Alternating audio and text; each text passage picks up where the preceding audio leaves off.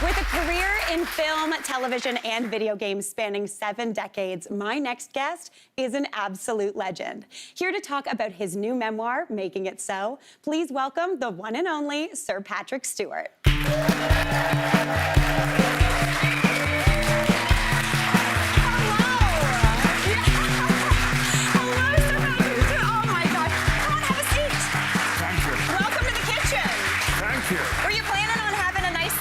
Christmas kitchen interview today? Well, what are we cooking? I know. See, next we're cooking. We're making bars. I'm making Brussels sprouts, though. Are you a Brussels sprout fan? Brussels sprouts. I know, how horrible. For lunch? I know. I don't even know. I do toast. You're That's a toast my man. specialty. Yeah, okay, what type of toast are we doing? Sourdough?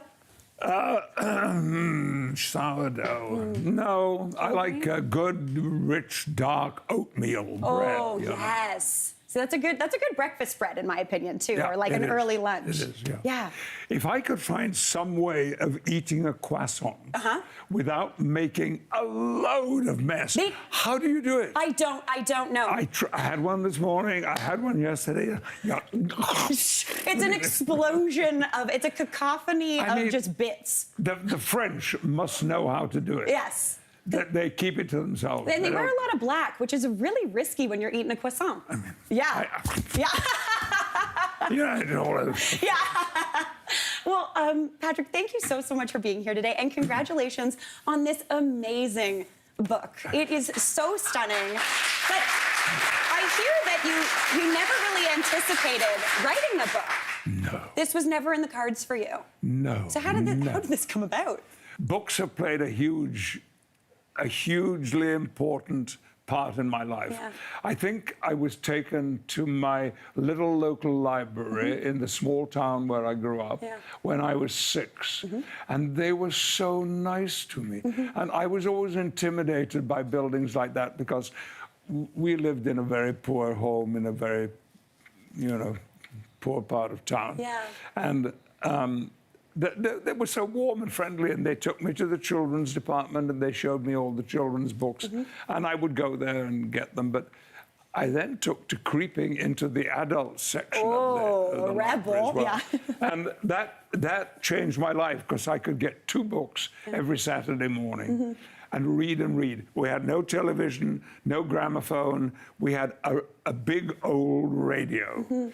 And that was the only kind of outside entertainment, other than we played drafts, we played dominoes, we played card games, and that was part of our social life. Yeah. But books, writing them, no way. Well, like you say, you found yourself creeping into the adult section because books are a way to put yourself into other people's shoes, whether it's fiction or nonfiction. So I can imagine it being daunting, choosing to write a memoir, no less, about yourself.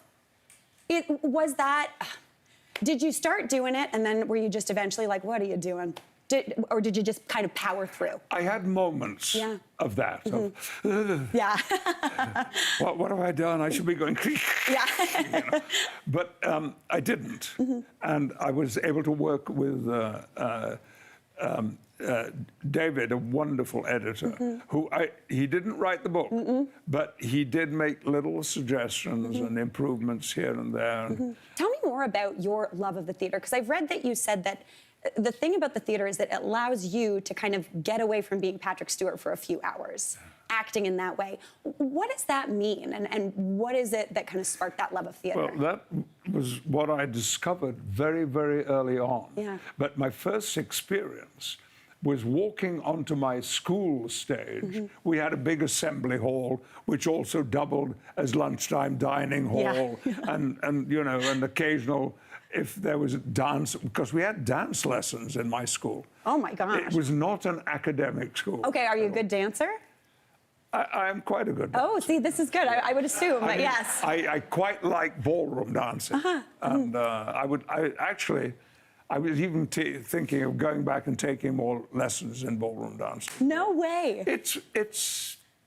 I don't know. I love the music, and I love the physical movement, and I love sharing it with a partner. Yeah. Man or woman. Yeah. It's just delightful. And I walked onto this stage in my school hall when the hall was empty and there was nobody and nothing on the stage. And I walked in the middle of the stage and looked into the auditorium. And very slowly, I felt a feeling creeping into me, which I'd never experienced before. Safety. Wow. Wow. Whereas most people would feel vulnerable. I was going to say, especially with center stage, but you felt...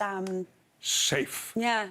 And then when I was cast in a play and I played another character whose name was Hopcroft Minor, he was a wealthy child in a private school. Okay. I was no longer Patrick Stewart. And that was not a bad experience. Yeah. Because I didn't really care much for who I was. Yeah. And so it was an escape.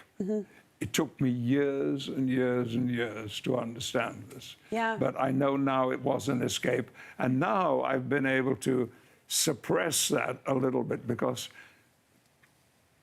sadly, for large parts of my life, it was the most important thing in my life.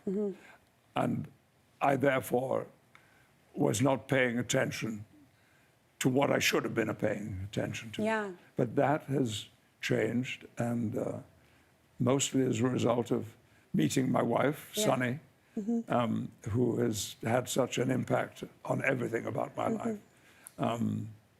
So it's been interesting, and it's still moving. It's still changing and altering.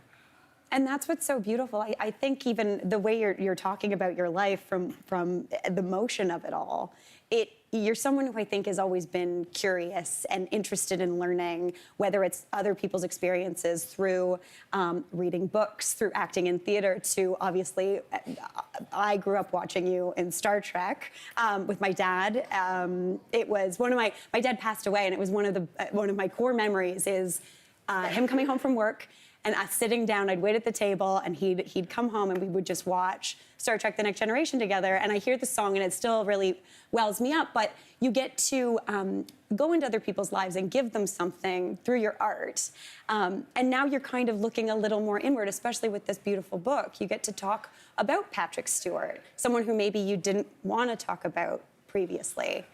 And I think that's such a beautiful thing, because I think a lot of people would look at you and think, oh my gosh, it's Patrick Stewart. I'd want to talk about being Patrick Stewart all the time, but being able to share that in this book is really, really beautiful. Yeah. It was a great opportunity, and I did benefit from the fact that I couldn't work, I couldn't act. Yeah. There was nothing going on, and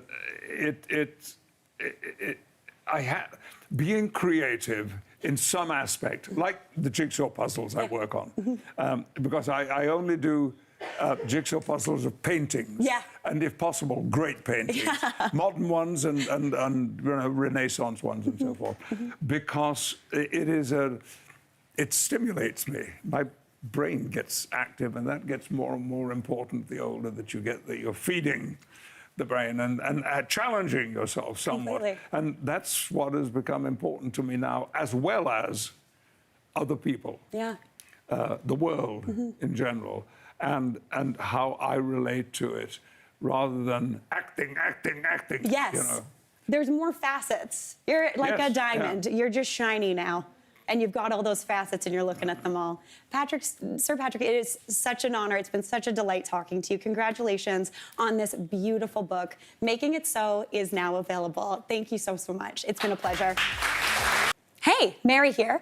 What did you think? Drop your comments below, and don't forget to like and subscribe for more of the good stuff.